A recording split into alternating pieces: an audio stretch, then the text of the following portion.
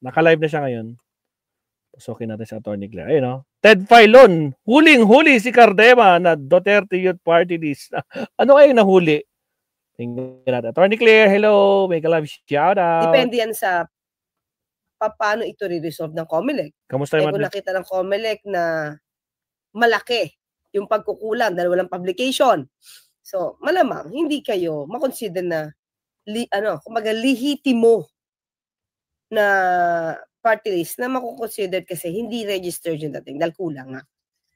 Okay?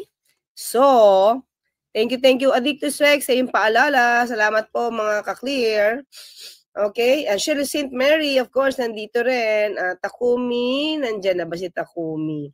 Ayan, nandiyan na si Takumi, Shiro Kansaki, Bensir, Lemon, Reviton 2.0. Shiro Kansaki, wala naman. Master Pogi, okay. Rudy Manuel. Okay, si Lemon. Si Shiro Kansaki. Go. Ito naman, ito kasi yung, so yun yung issue kung bakit hindi pa sila na-proclaim dahil meron pang issue. At bagong file yon, hindi yung nakaraan pa. Parang bago itong kaso. Regarding the legitimacy ng kanilang registration. So, kahit nga daw napaupo na ng 2019 at 2022, kung hindi talaga sila makukonsider na registered, talagang ito ay didesisyon na ng COMELEC. Agoy, ma-disqualified na yan. Interview ni Sir Ted Filon, itong si Cardema ng Duterte Youth. Okay, di ba natatanda kasi natin, nung tinake up natin to, meron siyang pagbabanta. Diba? Na parang isisiwalat ko to pag di nyo kami pinaupo, hindi nyo kami pinaproklama, isiwalat namin ang mga korupsyon. Diba? Mga bla bla bla bla. So, tingnan natin. Ano ba siya in-interview? Kasi sabi natin noon, kung meron talaga, isiwalat mo. Tama. Alam mo pala 2019, 2022, naupo kayo. Tapos sasabihin nyo, binabaliwala nyo lang to dahil busy kayo.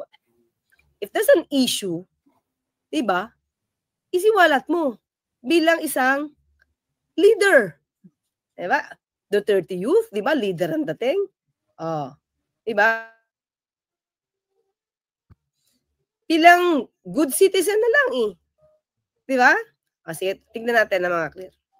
Ako itong iyong official statement kahapon. Alright? Opo, sir. Sige. Babasahin ko itong last part Ito. Babasahin ko in toto. Ikaw ba gumawa nito, Chairman? Yes po, sir. Okay, ako. Napa-amin na, mga ka-clear. Napa-amin. Sige, go. Ito, babasahin ko. Sinasabi ko sa inyo, COMELEC, at sa nagko-control sa COMELEC. Uy, sino kumukontrol sa COMELEC? Mga ka-clear. So, ibig sabihin, hindi to opinion. Merong mga vloggers dyan na nagsasabi ng opinion. Ay, no. Nagsasabi ng itong klaseng factual, pero yung pala, lalabas lang na opinion lang pala nila. Wala palang basis. Banat Bay, ikaw ba yan? Yun. Tapos Banat syempre, Bay? makikinig sa kanila, maniniwala, ay, opinion po yun. Ang sabi ni Banat Bay, no? Wala palang basis yan. Mere opinion lang pala. Nako po, Banat Bay. Ikaw ba yan? Ito'y dineliver, if yun na yung totoo. Diba? Yun na yung totoo. Sige. Okay, tuloy. Saan ba tayo? Kapag kami hindi ninyo pinaupo at hinayaan lamang magsalita sa advokasya namin sa bansa, sasabihin namin sa taong bayan lahat ng kalokohan sa Kongreso at COMELEC kung papaano nagkakapera ng milyon-milyon sa mga desisyon, accreditations, and projects at funds ang karamihan sa inyo dyan. Okay, tignan natin mga clear. Meron akong kopya dito. Okay, share ko lang muna bago yan. Okay. Malaki ba? Basa. Wait lang natin. Basa naman, basa. Sinasabi ko sa inyo, COMELEC at sa nagko-control sa COMELEC, kapag kami, hindi ninyo pinaupo, Duterte ba talaga to? Well, anyway, Duterte Youth talaga sila. Pansinin nyo, ganito naman yung style nila, di ba?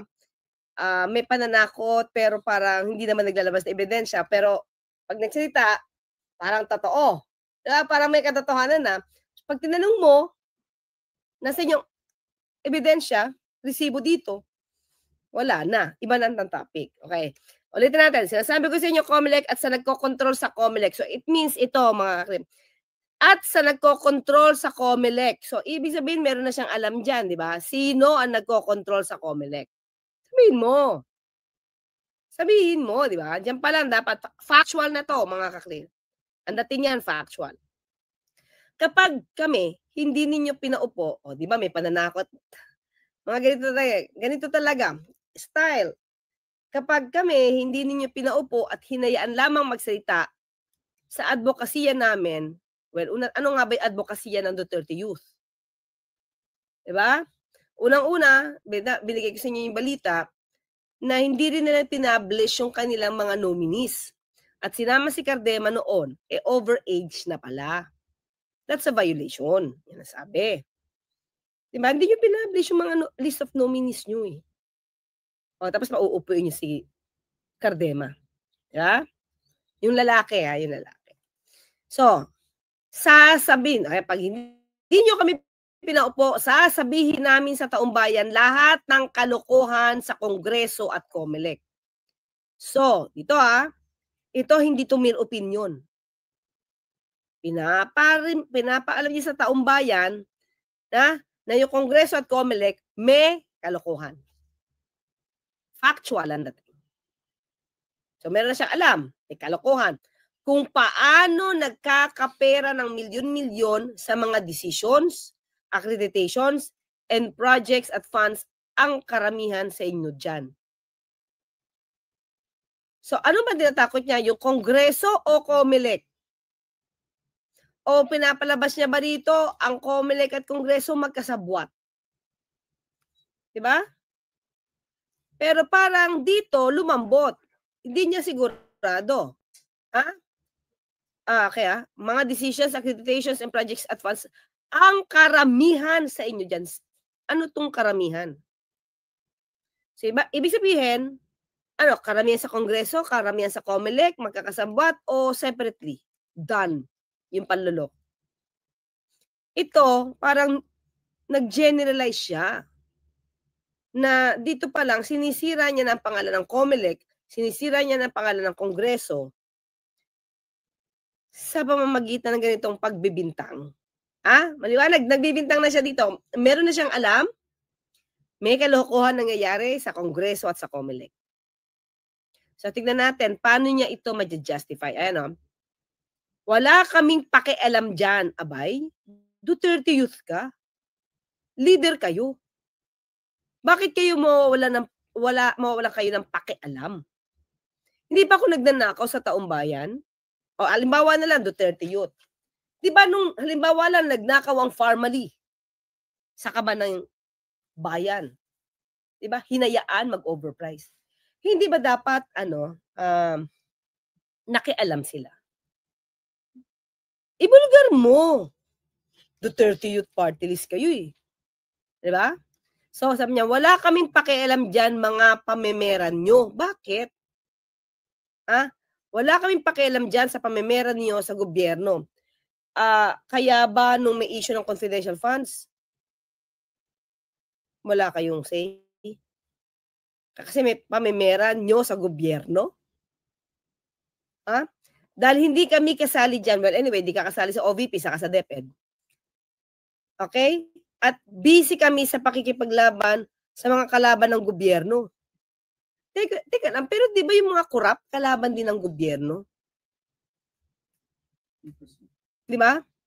Tandaan natin, ulitin natin, Duterte Youth ka. Di ba?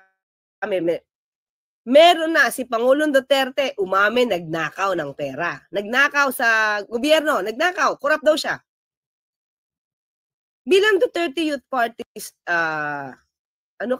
congressman, congresswoman, nagpaimbestiga ka ba sa pagnanakaw ni dating Pangulong Duterte? Well, ito na may kumbaga, nandyan na, may umami na. Hindi ka na mahihirapan na alamin, di ba? At kunin ang katotohanan dahil umami na mismo si dating Pangulong Duterte. So doon, di ba dapat nagpaimbestiga na siya? Kasi umami naman na nagnakaw siya eh. Yala sabi, naubos na. Tanong ko lang, di ba? Kasi mas madali yon. Mas madali yung paimbestigahan kasi may umamin. Ha?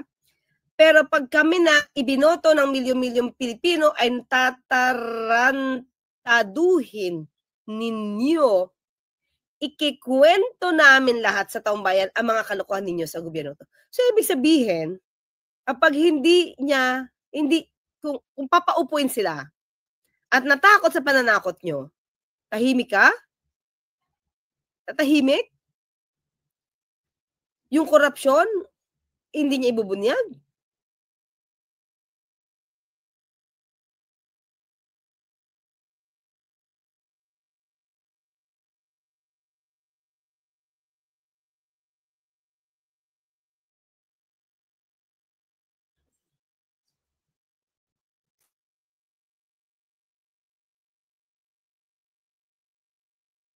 Yan mga clue. So, yan. So, ito yung sinasabi na letter. Ito yung sinasabi. Na-post kasi ito no? So, tingnan natin. Ano ang sabi dito? Okay. Wala kaming pakialam dyan sa mga pamemera ninyo sa gobyerno dahil hindi kami kasali dyan at busy kami sa pagkikipaglaban sa mga kalaban ng gobyerno. Pero kapag kami na binoboto ng milyong-milyong Pilipino ay tatarantaduhin ninyo,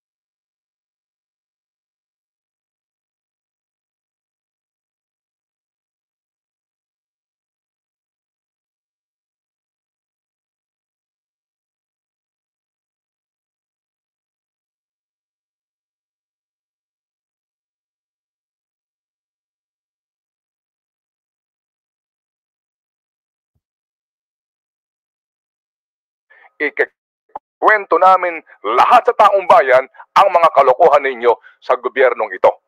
Yan po. Yan ba inaamin nyo sa inyo galing, Chairman? Yes po. Wait lang. Sorry guys, sorry. Tinatag ko si Eden Santos sa live stream ni Attorney Claire ngayon. Tinatag ko siya ngayon. Dito nakita natin. Kaya ba? Natatag ko si Eden Santos. Putragis, nanonood si Eden Santos, mga kabsat, yan, nakita nyo? Yan, yan, kita nyo? Lumalabas yung picture ni Eden Santos, yan, mga kabsat, Pag clinic mo yan, yan, Eden Santos.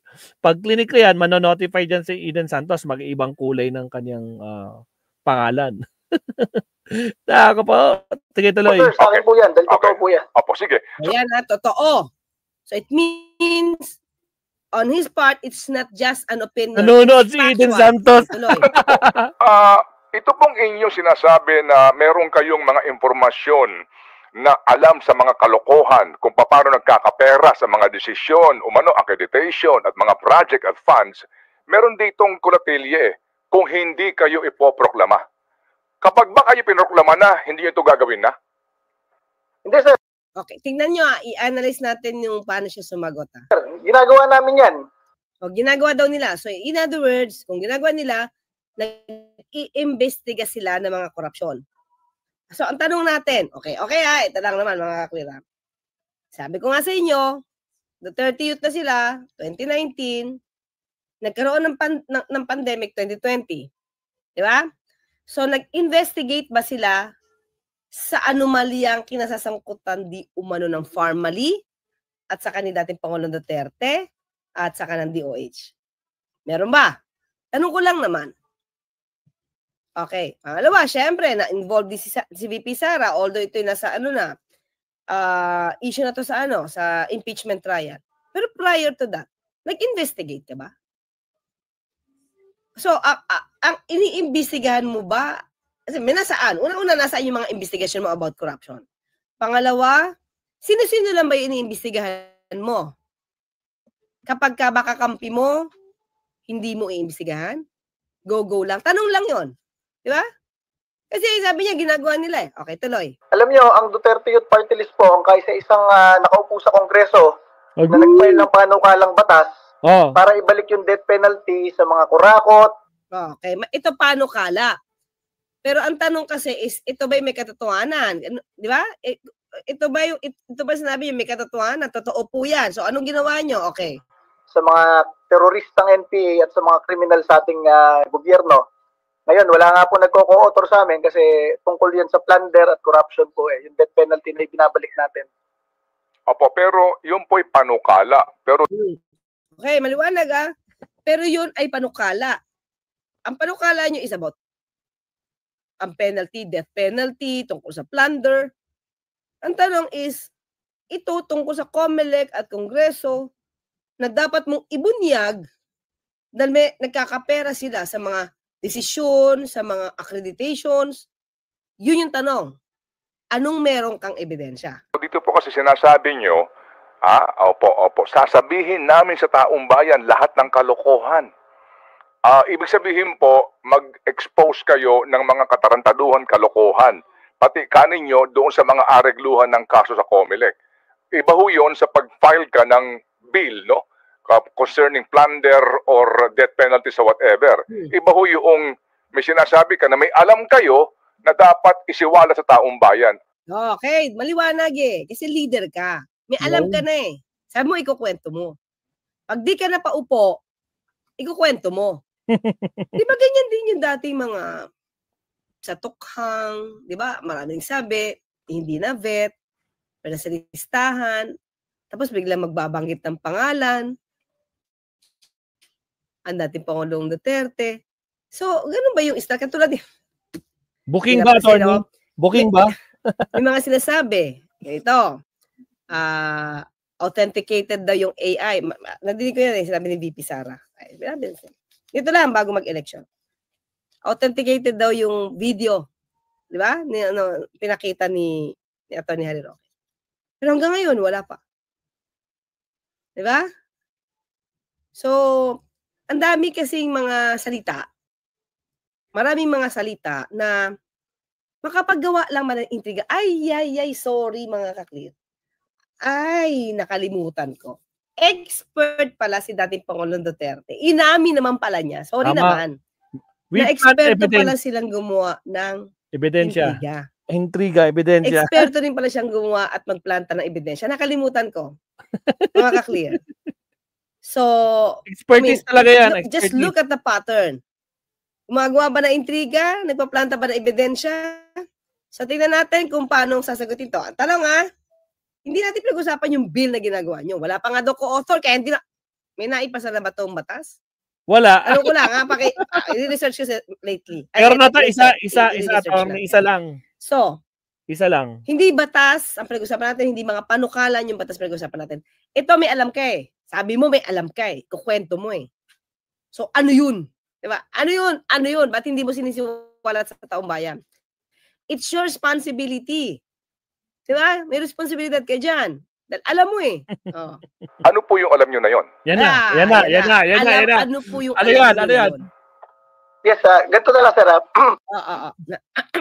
Yeah. Ito lang po, sir. Yan, may ganon. May pa-ahem na. Para mabilis na statement po. Kami po sa Duterte Youth Party List ay binoto ng lampas 2 milyong Pilipino. Ang layo, di ba? Ang tanong, ano po yun? Mga ka-clear. Ano po yung alam nyo? Kasi, kaya ang tanong dito mga ka-clear, tingnan nyo kung paano unang siyang tinanong. Tingnan nyo to. Paano siya tinanong ni Sir Ted Filon? Kayo po ba ang nagsulat nito? Post kasi yun Opo. Yeah. Opo. So, kayo nagsabi nito? Opo. So, in other words, pwede kasing ikaw yung nagsulat, pero pinasulat ka lang. Pero dito, siya yung nagsabi, siya yung nagsulat, so may personal knowledge siya. Yan. Ha? So, siguro kung attorney in fact ka lang, at yun na na-interview ni Senator Ted Filon, pwede mong sabihin wala kang personal knowledge kasi ikaw lang yung nagsulat or ikaw lang yung nag-post. Pero dito umami siya pareho, siya yung nagsulat, siya yung nagsalita. Diba? So anong lulusot mo ngayon dyan? Ano ngayon yung alam mo na kalokohan, di umano, sa Kongreso at COMELEC, na dapat mo ibunyig sa tao?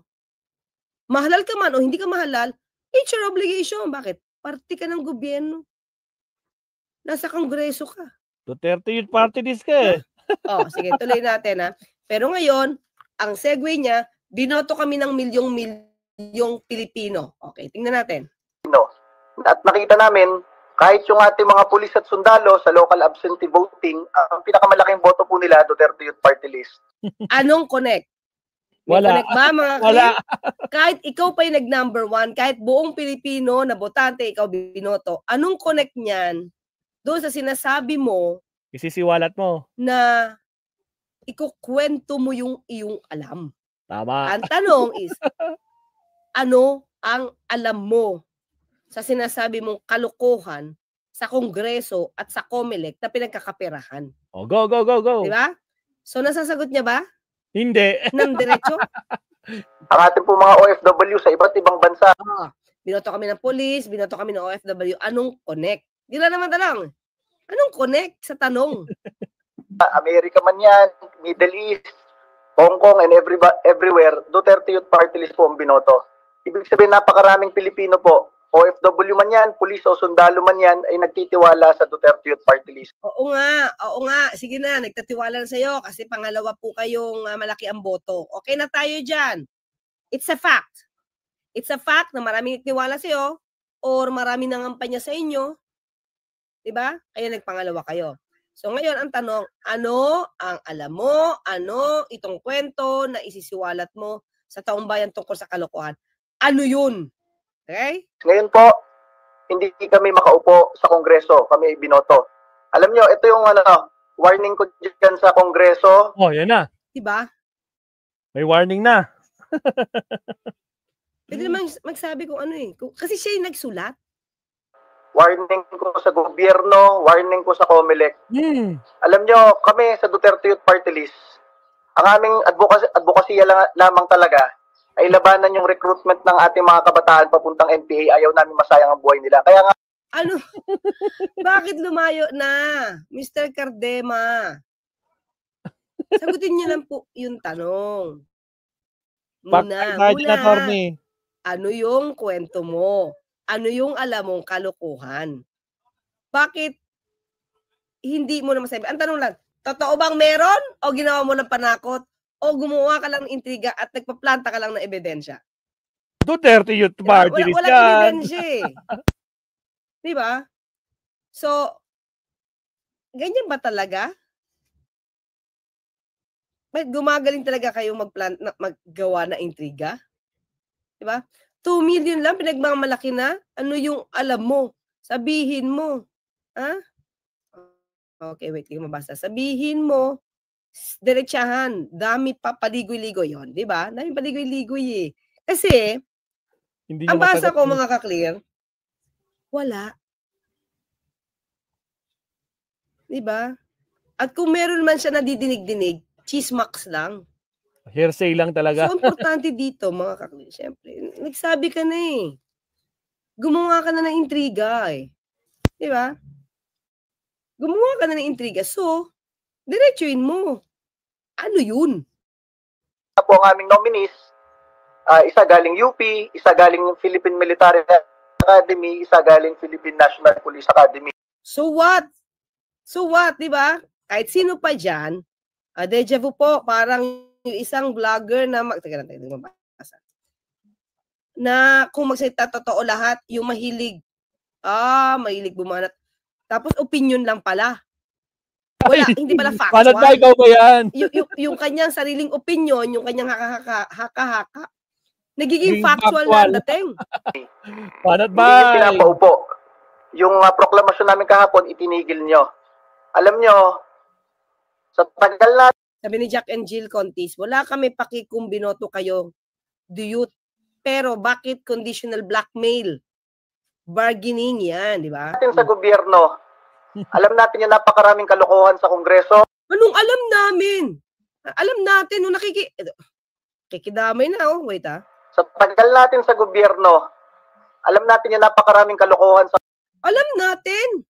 Ikaw lang nagsabi, may alam. Naka-live si Atty. Claire. Na to? Naka-live si Atty. Claire. Ba't nadamay na to patungkol sa kalokohan ng COMELEC at ng Kongreso? Ikaw nagsabi eh. Bakit nadadami ka na alam nating lahat? Hindi namin pa alam. Kung meron real talk, syempre may dadidinig tayo katulad ginagawa ni Cardema. Pero, Ikaw, kayo mga ka-clear. Oo, totoo. May nadidinig tayo. Korupsyon. Diba? Meron mga korupsyon, may nakawan, may bintahan ng boto. Ako, personally, kahit nadidinig ko siya, hindi ko siya masasabing factual. Kasi wala akong hawak na ebidensya. Diba? Pero siya, nagbitaw siya eh. Ikukwento niya, ba't ngayon hindi niya makwento? Ayaw magsampa ng kaso kasi wala ebidensya, char lang yan. Palitan niyo ang pangalan niyo ng Duterte Budol Youth Party List. Si Philippine, ano yung Philippine? Grabe naman yun. Philippinism yan. Thank you. Di ba? Si Boogie Daval Santos ay taga California. Hello po, San Francisco, California siya. Thank you, Sir Boogie Daval Santos. Yan. Fido Dido, warning knocks. Parang bata lang ang tinakot Kongreso at sa COMELEC kung paano gumagawa ng pera dyan. Oh. Asan na? Bakit alam natin lahat, alam natin kung paano sila gumagawa ng pera. Di nga namin alam, kaya nga tinatanong ni Sir Ted. Di ba? Nadidinig niya, malamang. Pero ano yun? Ikaw magsabi, ikaw nagkwento eh. Di ba? Ramier Cruz, thank you sa sticker. Elnora Estacio, alam po ba? Sige, hindi ko natanong kasi, Elnora, sorry Sige, tatry ko po. Tatry ko itanong. Baby Luz and Nelson Cupino. Thank you sa mga stars. Thank you po. Okay. So, balik tayo. Tama na, madisqualified. Sana wag payagang humawak ng kahit anong posisyon ng sa gobyerno. Mga papadin lang, mana sa mga Domiciano Bajamunde. At kami, tinanggalan kami ng pondo sa Kongreso, kaya kayang-kaya namin sabihin kung anong Tan-GA sumagot, Tagalog na Tagalog, di pa rin naiintindihan ang tanong, grabe, anong Tan-GA mo? Abalahan ng mga kongresista dyan at ng mga opisyal ng COMELEC sa paggawa ng mga decision at sa mga accreditation ng mga party list. Pakita mo nga, di ba? Ano nga daw? Siyempre, ang tanong ni Sir Ted dyan, anong pruweba mo? Anong kwento yan? May mga opisyal dyan ng COMELEC, abogado pa namin dati. Sila mismo yung nagsasabi sa amin kung magkano dapat ang ibayad sa mga COMELEC commissioner noon. Di abogado mo magsabi. Mga ka-clear. Kung abogado nagsasabi kung magkano dapat, abay, hearsay evidence to. Diba? Hearsay evidence, di ko kilala kung sino yung abogado nyo, no? Pero paano kung yung abogado nyo namemera lang sa inyo? Labas mo yung abogado mo. Diba? Yung abogado mo mag-prove na totoo yung kalokohan sa COMELEC at bayaran. Wala siyang personal knowledge. Ito si Cardema, pero nagsasalita siya about sa kalokohan. Abogado lang niya nagsabi kung magkano lagayan. Ala? Baka nag-name drop lang to. Mahirap to, Mr. Cardema. Diba? Kwentong pagong. Diba? Sabi ni Elena Iliarde. Para manalo sa kaso. Wala kami pambayad. Kaya nga kami hindi naka-move on dati kay Rowena Guanzon. Ako sa inyo. Ay, pero teka lang Yung kaso yung MR. Uy! Ang sabi ng COMELEC, di ba, hindi na-register ang Duterte Party List, nag-MR sila, nanalo sila. The problem is, mukhang nakalimutan magkaroon ng, sobrang excitement, mukhang nakalimutan magkaroon ng publication. At hindi na napansin yon. So, ibig sabihin, nanalo kayo, nagbayad kayo? Di ba? Ulitin natin sinabi niya. Okay. Ang ibayad sa mga COMELEC commissioner, mga party list. May mga opisyal dyan ng COMELEC, abogado pa namin dati. Sila mismo yung nagsasabi sa amin kung magkano dapat ang ibayad sa mga COMELEC commissioner noon para manalo sa kaso. Wala kami pambayad. Kaya nga kami... pero bakit yung nanalo sa MR? Nanalo sila sa MR So, nagbayad kayo?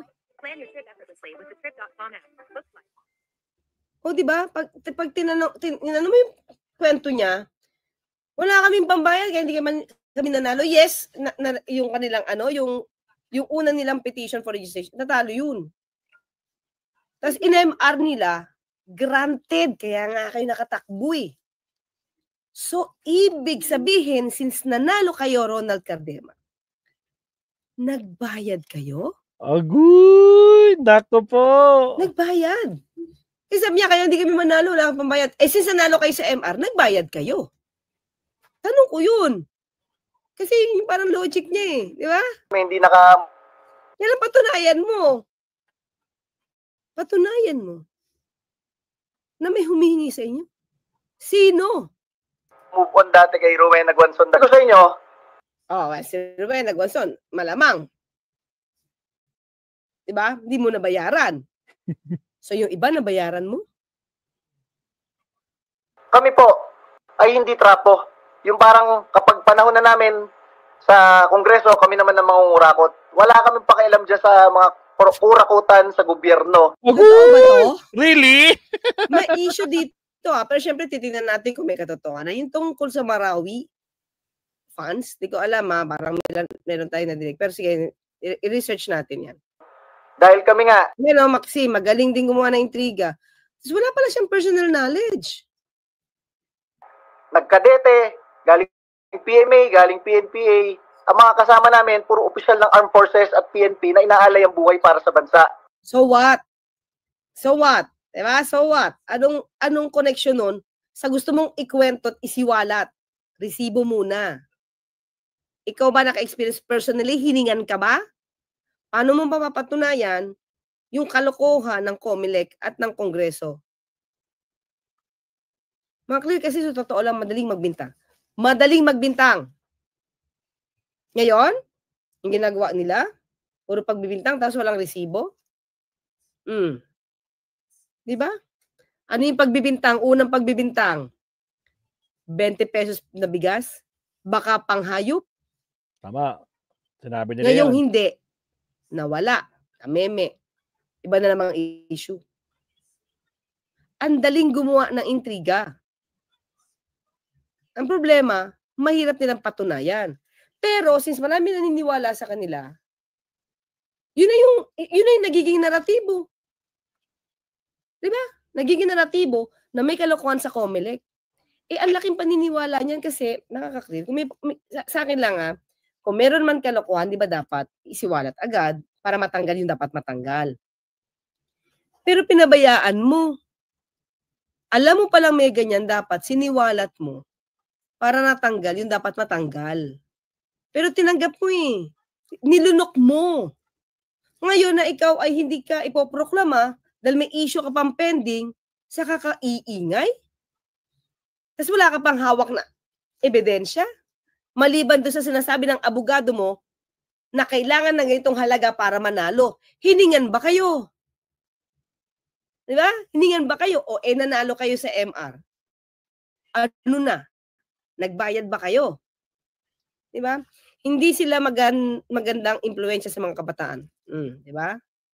Kaya kung pipigilan nyo kami makaupo, talagang sinasubvert nyo yung demokrasya ng bansa, sasabihin namin sa taong bayan kung gaano kalala ang korupsyon at pandarambong sa gobyerno na sobrang lala, kahit saan ka tumingin, alam mo, nangungurakot yung mga tao sa gobyerno. Hoy, hello. Nakalimutan niya yung formally. Sige na, siwalat mo na ngayon. Ngayon siwalat mo na kung meron ka ebidensya. Kailangan namin yan.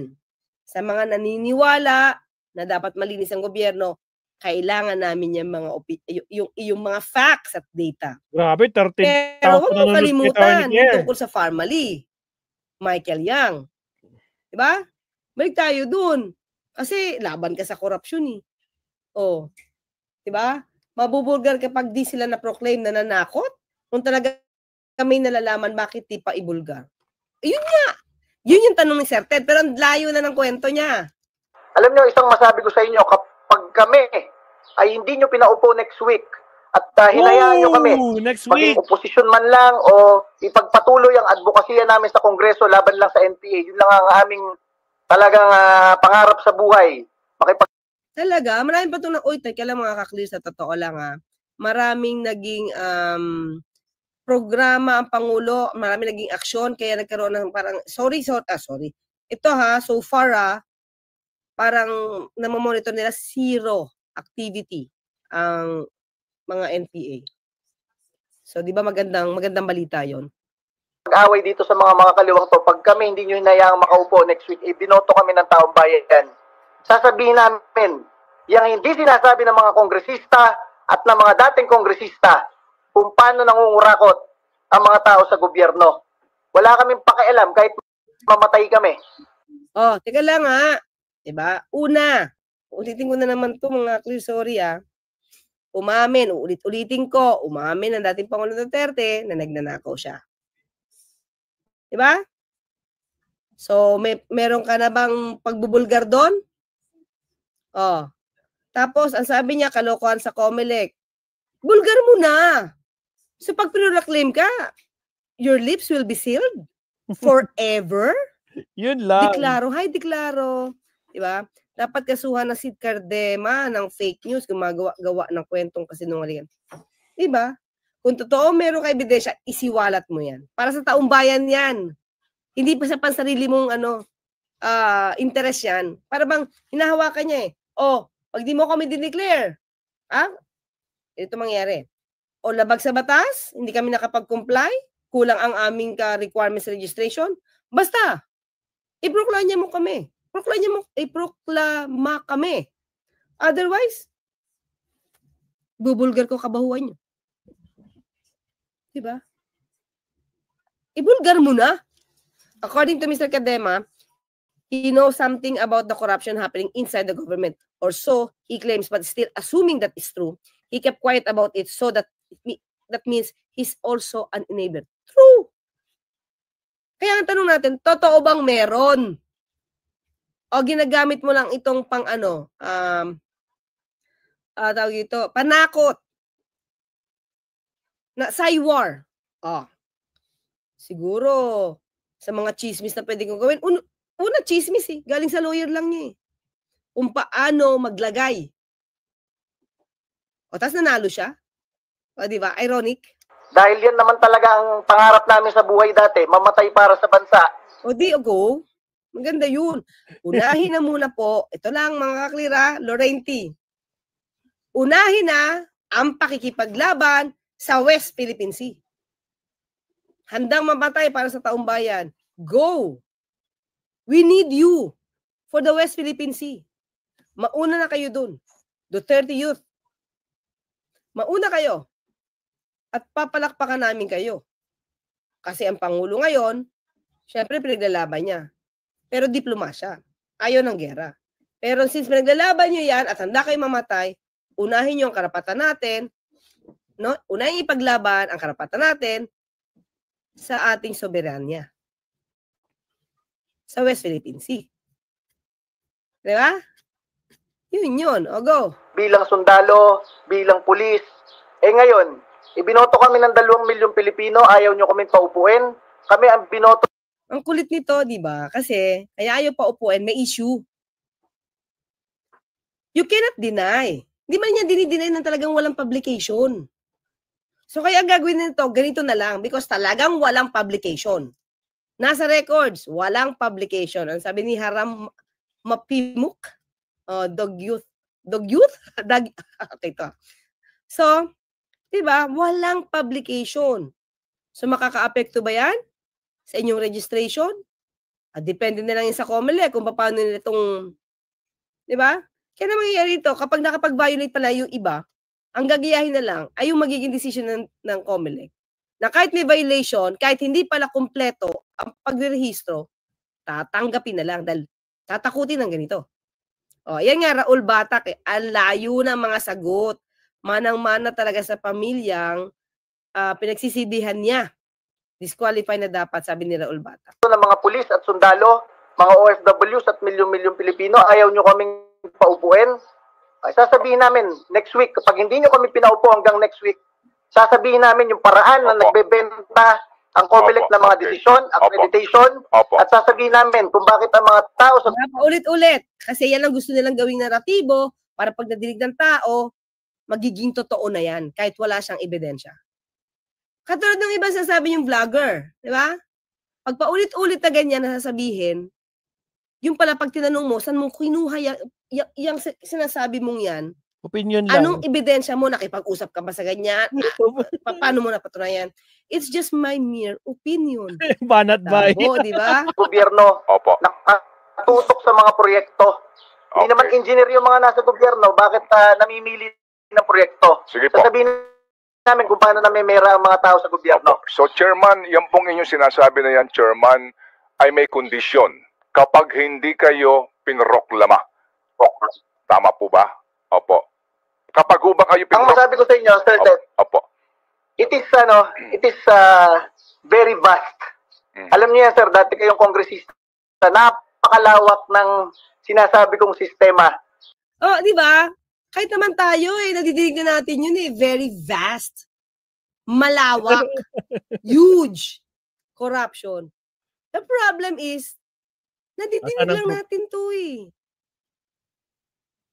Kung ako magsasalita, di ko yun nakikita, wala akong mapoproduce na ebidensya. So, ang tanong na lang naman dito, baseless. Kahit kayo, Sir Ted, alam nyo yan.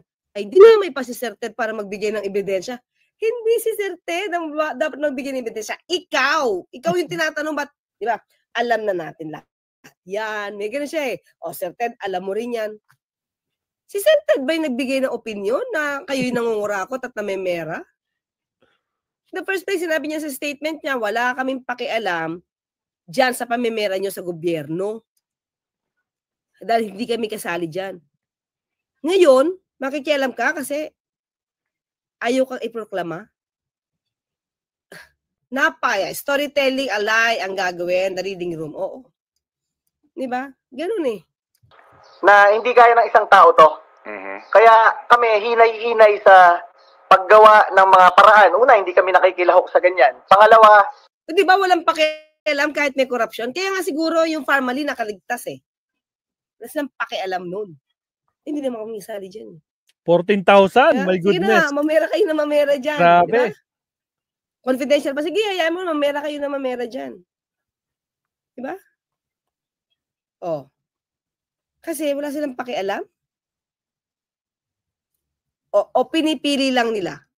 Ang gusto nilang idamay. Ayan wag mo na kaming idamay, sabi natin dito. So, nang dadamay, alam daw natin lahat. Wala nga ako ebidensya Nagpapanukala kami ng batas patungkol sa plunder. Hindi namin kaya ng isang tao to. Pero kung i-corner kami ng ganito, sampahan mo ng kaso, wag kang gumawa ng batas. If pati you si have the Atty. Rene nanonood. Facts and data, go and file a case sa ombudsman. Guys, Atty. Rene Bueno. Pasama ka na kay Senator nanonood ngayon. Para mas mabilis ang aksyon. Eden Santos nanonood rin ba? Ay, di ba mga Eden Chris? Santos. Kung may alam ka, may ebidensya ka. Wala na si Eden, umalis na. Wala pa yung, hindi pa yung verified hindi pa yung notaryado. Wala pa certificate of non-forum shopping yun. Na supposed to be, pag initial pleading, the usual is dapat meron. Report lang ang sinubmit sa ombudsman. Motu proprio, umaksyon agad ang ombudsman. At pinapasagot. Sila SOJ. Diba? Si Secretary John Vic. Ang bilis, diba?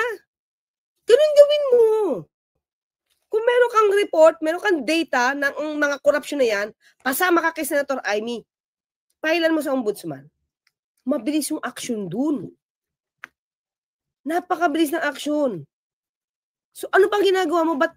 Bakit panukala pa ng batas yan? May kwento ka ng alam. Go and file a case. Diba? Para yan sa taong bayan. Para yan sa mga kabataan. Si Gonzaga, bilisan mo na pagsasampa ng kaso. Si J. Byron. Yun nga, ang suggestion ko with Senator Amy Marcos, lalo na, kung hindi niya siguro, lalo na, kung itinutumbok mo, yung hindi kakampi ni Senator Amy Marcos, kung lang mabilis siya. Mabilis. Sampahan na. Diba? Sa COMELEC, syempre impeachment lang yan mga kapatid. Pero kung may ibang opisyal, diba? Go and file. 14,000 live viewers, guys. Na talagang wala nang wala nang demokrasya sa bansa Oy! Wala nang demokrasya. Oy! Tandaan natin. Paano kaya nung panahon nung natanggal ang walang prangkisa ang ABS-CBN? May demokrasya kaya nun, Rudy Manuel? Ay talaga, teka lang ha. Soto, Lacson, bumalik na sobrang aga. Talaga, wag naman sana. I mean, sige na, bumalik na din sila para sa taong bayan. Yun na lang siguro request natin. Ha? Mga politiko kasi. Basta sa taong bayan. Okay? Attorney, Tatak Duterte talaga, ganyan sila pag tinatanong sa issue, nililihis na lang sagot. Ang demokrasya dito sa Pilipinas, ipinapakita lang every 3 years kapag bumoboto. Kahit anong abuso ng gobyerno, hindi mo na matatakil yan in the next 3 years. Kasi nga, yun lang yung paraan na para ipakita may demokratikong bansa, bumoto. Ngayon, binoto na kami ng 2 milyon, ayaw pa kami paupuin. Gulo? Sige mga akli, yun lang ha. Yun lang ang take up natin. Thank you sa more than 14,000 live views. Thank you po sa inyo. Grabe, Attorney Claire, 14,000 live viewers. Grabe. Na may kwento? Kwentong walang ebidensya? Question mark ha? Question mark. Tapos kwento ng pananakot? Diba? Intriga. Intrigang malaki na dapat niyang isiwalat kung totoo. Question mark again. Kung totoong meron siyang ebidensya. Nadinig natin kanina, sabi, halito, nandito pala si Maestro Paul TV. Salamat. Salamat, Attorney Claire. Di ba? Kung totoong may ebidensya, we deserve to know. Bakit mo yan ikikip as your bargaining chip? Di ba? So, pag di mo ko pinunuklama, kahit may violation kami, pag di mo kami pinunuklama, ikukwento ko ginawa mo. Diba? So, it means this is just, for me, it's pure personal interest. Hindi pantaong bayan. Sana makita to ng tao. Diba? Corruption, we need to know all about this. Yun. Diba? Okay, naku. Muli, salamat po kay Ramir Cruz, Elnora Estacio, Baby Blues, and Nelson Cupido for the stars. Okay? So, thank you, Attorney. Meron po tayo isang topic. DJ Byron, nandito rin. Salamat sa iyo. DJ Byron Music and Topic TV, YouTube channel. Okay, Redentor Galza. Okay na tayo kay Attorney. Guys, ito yung binabanggit ko kanina na may upload, kaya pala naka-schedule pala yon. So, punta natin tong kay Attorney Rene Mabsat. Pugante nga ba o pabikti?